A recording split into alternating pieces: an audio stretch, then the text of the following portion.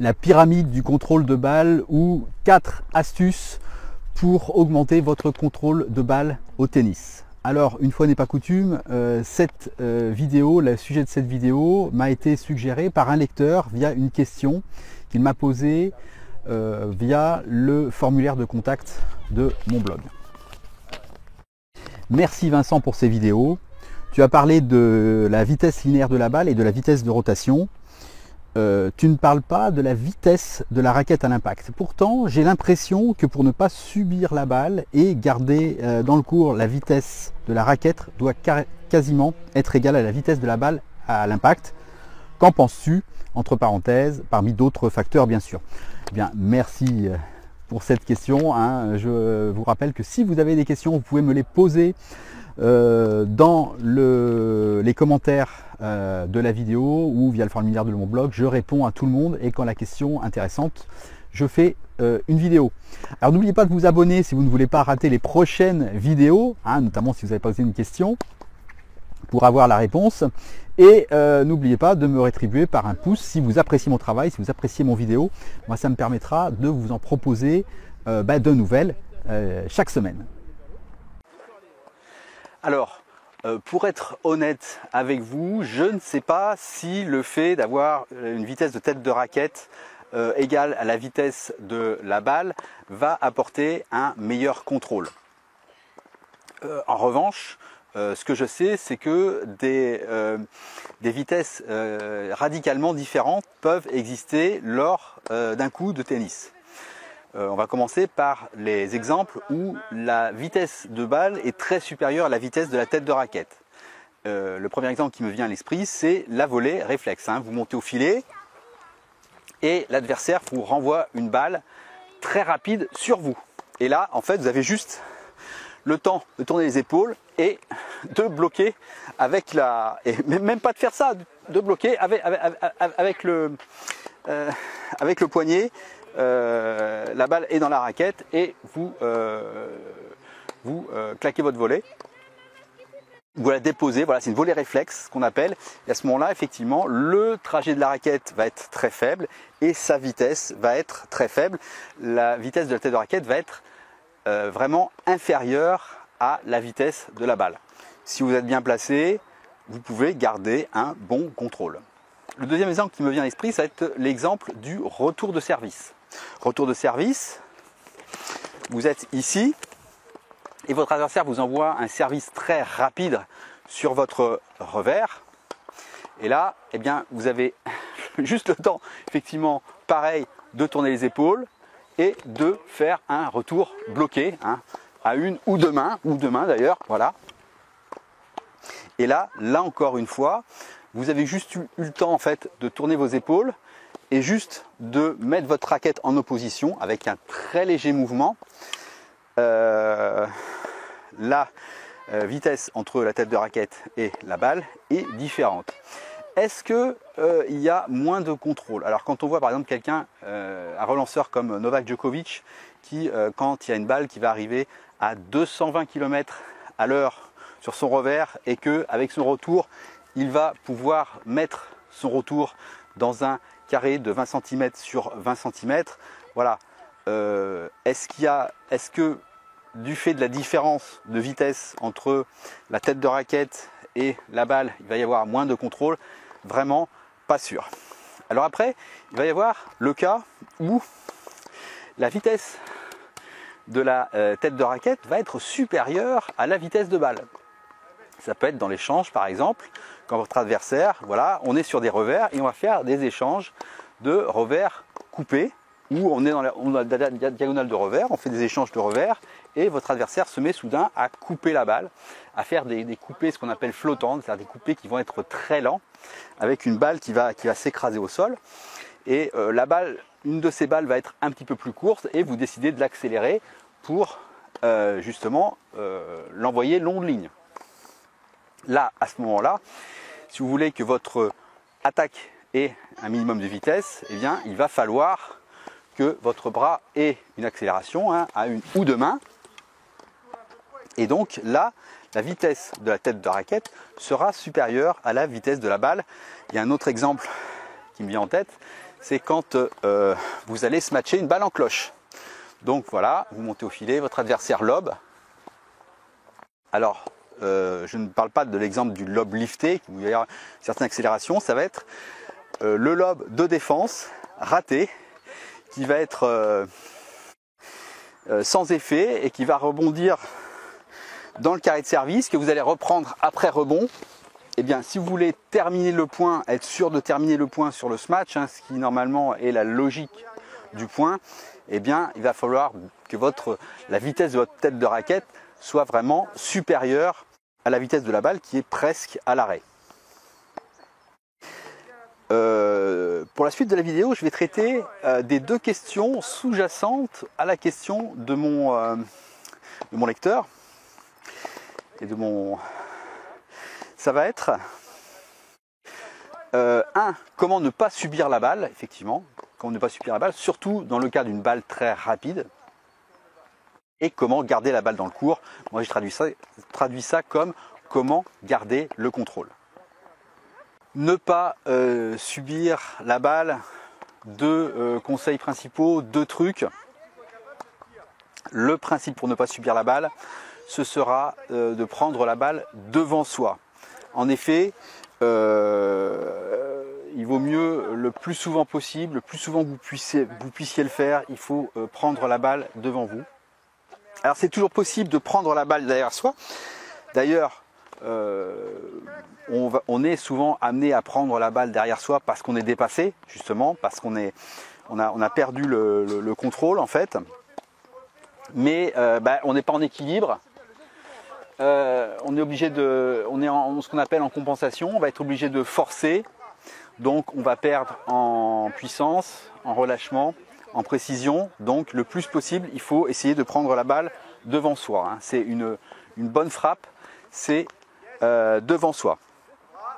Donc la première astuce que je vais vous donner, c'est de préparer suffisamment tôt, c'est-à-dire de tourner les épaules le plus rapidement possible et de démarrer l'enclenchement de votre geste au bon moment. Alors pour ça, j'ai un exercice que j'adore, c'est l'exercice du 1, 2, 3, 4. Un exercice très simple que j'explique dans une de mes formations. Moi, je vais vous parler du 1 et du 2. Le temps 1, c'est quand la balle rebondit dans votre terrain. Voilà, vous comptez 1. Et le temps 2, quand vous frappez la balle, vous allez frapper. 1, 2, tic, tac. Très très simple, mais très efficace. Alors, quand vous allez un bon repère à avoir, quand vous allez vous exercer à faire cet exercice, en fait, c'est que quand vous dites le 1, quand vous comptez le 1, il faut que vous ayez déjà préparé et vous ayez déjà préparé le déclencher votre geste. Alors, il faut savoir que en fonction du niveau, on est plus ou moins synchrone. Les débutants, eux, ils vont arriver sur la balle et ils vont s'organiser. À partir du moment où la balle rebondit, ils vont commencer à préparer. Évidemment, on peut faire mieux. À partir du moment où vous augmentez le niveau de jeu, c'est-à-dire que vous allez vous organiser quand la balle, par exemple, va franchir le filet, vous allez déterminer déjà où va partir la balle. Donc ça, c'est la première chose en fait que vous allez décoder, et c'est la chose la plus simple à décoder, c'est est-ce que ma balle atterrit sur mon coup droit ou est-ce que la balle atterrit sur mon revers. À partir de là, vous pouvez déjà tourner vos épaules. Et un bon repère, c'est quand vous comptez votre 1, il faut que vous ayez préparé et que vous ayez déclenché votre geste. Et là, vraiment, vous êtes bien. Le 2, vous allez compter quand vous allez frapper la balle. Donc au départ, vous allez vous exercer, vous allez compter 1, 2, 1, 2, 1, 2. Après, vous allez vous concentrer sur le 1. C'est-à-dire vérifier à chaque fois, bam, la balle rebondit. Est-ce que j'ai préparé, est-ce que j'ai déclenché mon geste? Est-ce que j'ai démarré, est-ce que j'ai enclenché mon geste, tout simplement? Et ça, vous allez vous concentrer sur le 1. Ensuite, vous allez vous concentrer sur le 2. Le 2, donc 2 et 2, vous allez vous efforcer effectivement de frapper la balle devant, toujours devant, que ce soit en coup droit ou en revers. 2, 2 et après vous allez enchaîner 1, 2, 1, 2, 1, 2. Et ça, vous pouvez faire ça 5 minutes à chaque entraînement pendant que vous vous échauffez, pendant que vous faites des balles. C'est vraiment un très bon exercice et surtout ça vous exerce à être vraiment dans le tempo pour pouvoir frapper devant. Le deuxième truc que je vais vous donner pour bien frapper devant, c'est de moduler l'amplitude de votre geste en fonction de la vitesse de la balle. Et quand je pense à ça, je pense bien entendu aux balles qui vont être très rapides. Balles qui vont être très rapides, retour de service, en coup droit, vous allez tourner vos épaules. Hein, ça va être un incontournable, il faut le faire, tournez vos épaules, mais après, vous allez juste, vous allez même pas préparer. Vous n'allez même pas prendre d'élan, je veux dire. Pas besoin de prendre d'élan, vous allez, paf, frapper avec la balle devant vous. En revers, pareil. Tac, sur une balle vraiment très rapide. Parce que le plus important, c'est de frapper devant. C'est pas de prendre d'élan. De toute façon, vous n'aurez pas le temps de prendre d'élan sur une balle rapide. Sur une balle lente, vous allez pouvoir avoir le temps de prendre de l'élan. Mais à ce moment-là, bien que vous preniez de l'élan, il faut vous calculiez le fait qu'il va falloir quand même prendre la balle devant. Si vous arrivez sur une balle lente en retard, eh bien vous n'aurez pas forcément le temps de prendre de l'élan. À ce moment-là, si vous deviez choisir entre prendre de l'élan ou prendre la balle devant, priorisez la prise de balle devant. Gardez la balle dans le court, gardez le contrôle. Sur les balles rapides, notamment sur les balles rapides, il y a vraiment un paramètre qui va être hyper important, ça va être la justesse de la prise de raquette, hein, notamment si vous voulez par exemple retourner un service rapide ou une balle de fond de court rapide en frappé lifté, c'est-à-dire en renvoyant, c'est-à-dire sans renvoyer en coupé, eh bien il va falloir que vous ayez une prise de coup droit, hein, sauf particularité anatomique, il va falloir que vous ayez une prise de coup droit fermée d'un côté et une prise de revers de l'autre. Revers à une main et revers à deux mains. Donc prise de coup droit, ça va être une prise de coup droit, ce qu'on appelle fermée, hein, qui va vous permettre de mettre du lift ou de frapper en recouvrant légèrement la balle. Vous n'allez pas pouvoir, avec cette même prise, retourner avec un revers. Là, votre revers ne va pas être aligné, vous ne pouvez pas bloquer et vous n'allez pas pouvoir contrôler une balle puissante avec cette prise. Pour pouvoir contrôler une balle puissante en revers à une main avec cette prise, il va falloir que vous ayez une prise de revers fermée. Hein, prise de revers fermée qui vous permettra de frapper, lifter une balle puissante. Coup droit, prise fermée, vous changez et revers, frappé, lifté. Et avec, si vous avez les bonnes prises de raquette, vous allez pouvoir garder le contrôle. Il y a un cas, vous allez pouvoir garder une prise de raquette de coup droit fermée en revers, c'est avec un revers à deux mains, avec ce qu'on appelle une prise de revers à deux mains ouverte. Mais là, ça va être la main, ce qu'on appelle la main dominante. Pour moi, droitier, ça va être la main gauche. Vous allez frapper avec la main gauche. Si vous frappez avec une prise de revers, ce qu'on appelle fermée, prise de revers fermée, c'est-à-dire que vous allez avoir votre prise de coup droit et vous allez adopter une prise de revers pour la main directrice et la main dominante. En fait, l'effort va se répartir entre la main directrice et la main dominante.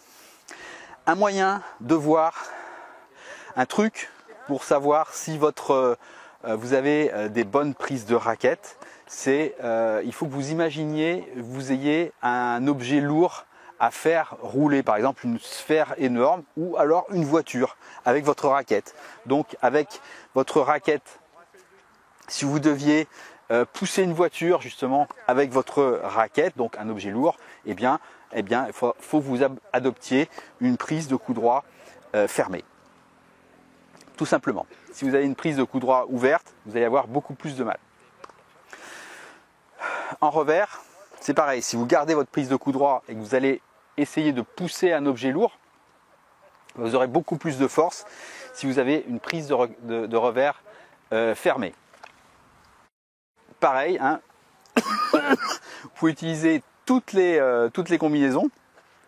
Avec la prise de revers ouverte, eh bien, vous allez pouvoir pousser avec donc la main dominante. Hein, vous allez pouvoir pousser l'objet lourd et la prise de revers fermée, eh bien, vous allez pousser avec la raquette et l'effort va se répartir sur les deux mains. Si vous voulez renvoyer une balle puissante en coupé, hein, ça peut être en retour de service ou à la volée. Donc après, au choix, soit prise neutre, la même prise pour les deux côtés, soit une prise légèrement coup droit pour tout ce qui est volée de coup droit, retour de coup droit coupé. La seule chose que vous ne pouvez pas faire, c'est si vous montez au filet, par exemple derrière un coup droit que vous avez pris avec une prise fermée, vous avez lifté, vous montez au filet. Si vous avez une volée de coup droit à faire derrière, vous ne pouvez pas garder la même prise. Il faut impérativement que vous ayez soit une prise neutre, soit une prise de volée de coup droit. Le quatrième truc dont je voulais vous parler concerne le moment où la balle rentre en contact avec la raquette. Quand la balle rentre en contact avec la raquette, trois éléments fondamentaux vont se déformer. Il y a la balle d'abord qui va s'écraser dans la raquette. Ensuite, le cordage qui va s'enfoncer. Hein, le cordage va aller vers ce côté. Et le cadre, en fait, va se déformer lui aussi. Ces trois éléments vont très rapidement reprendre leur forme d'origine. La balle va reprendre sa forme de sphère. Le cordage va revenir vers sa position d'origine en fait, et le cadre en fait va revenir aussi à sa position d'origine. Et en fait, l'énergie qui a été utilisée pour déformer ces trois éléments va être restituée pour envoyer la balle donc vers la direction où vous voulez l'envoyer. Et c'est ce qu'on appelle l'effet trampoline. Alors, pour envoyer la balle fort, donc pour que l'effet trampoline soit au maximum, vous pouvez agir sur deux facteurs. Un, la vitesse avec laquelle vous allez frapper la balle. Hein, plus vous allez frapper fort, plus la balle va être en contact avec le cordage, plus le cordage va se déformer, et le cadre et la balle, et surtout le cordage, et ça va être restitué. Et la deuxième variable, ça va être la tension de la raquette, c'est-à-dire que plus la tension de la raquette va être faible, plus le cordage, pour une même puissance, va se déformer, et plus l'effet trampoline, justement, va être amplifié.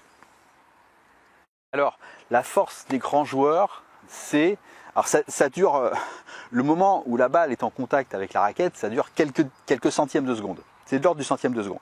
Donc bien entendu, consciemment, on peut pas maîtriser ça, mais à force d'entraînement, on peut arriver à maîtriser de plus en plus ce moment. Les top joueurs, les top joueuses mondiaux, ils ont une conscience extrêmement fine et une maîtrise extrêmement fine de ce moment. Quand on arrive chez les joueurs amateurs, les débutants, les plus ou moins, etc., ce contrôle va être beaucoup moins important. Moi, ce que je vais vous donner, c'est un vieux truc des années 80 qui va vous permettre d'améliorer justement ce contrôle pendant ce qu'on appelle l'accompagnement. Hein, c'est avant la fin de geste, justement les quelques instants en fait où la balle va être en contact avec la raquette. Et donc ça, c'est un vieux truc qui date des années 80. Et ce vieux truc, ça va consister en imaginer que vous allez frapper non pas une balle, mais 3 balles qui vont être situées à la queue leu-leu. Voilà, je frappe une balle, 2 balles, 3 balles, et je fais ma fin de geste. Ces 3 balles peuvent être situées dans un tube. Vous pouvez imaginer qu'au lieu de frapper une balle, donc je vais mettre de l'autre côté, eh bien vous frappez un tube et vous frappez toutes les balles, tac, qui vont se trouver dans ce tube avant de faire votre fin de geste. Et ça, c'est un truc qui permet effectivement de se concentrer, d'avoir la conscience du moment de frappe, du moment où la balle est dans la raquette. Ça, on l'acquiert à force de répétition. Et à force de répétition, vous allez de plus en plus justement contrôler le moment où la balle est en contact avec la raquette. Vous allez guider justement le plus possible la balle vers l'endroit où vous voulez l'envoyer. Par exemple, là, je vais envoyer, par exemple, je suis ici, je vais envoyer un revers parallèle. Eh bien, je prends la frappe devant. Ben, j'imaginais que une balle, 2 balles, 3 balles. Et après, je fais ma fin de geste. Voilà, hop, j'exagère ma fin de geste. Mais en pensant à ça, vous allez vraiment améliorer votre contrôle de balle et la maîtrise de votre balle.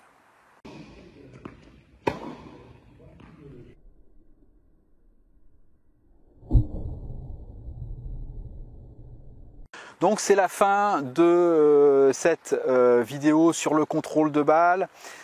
Si vous souhaitez doubler vos points gagnants au service, vos points gratuits, sans modifier votre geste grâce à 10 tactiques spéciales service, eh bien téléchargez mon guide gratuit. On se retrouve très bientôt pour une prochaine vidéo tennis.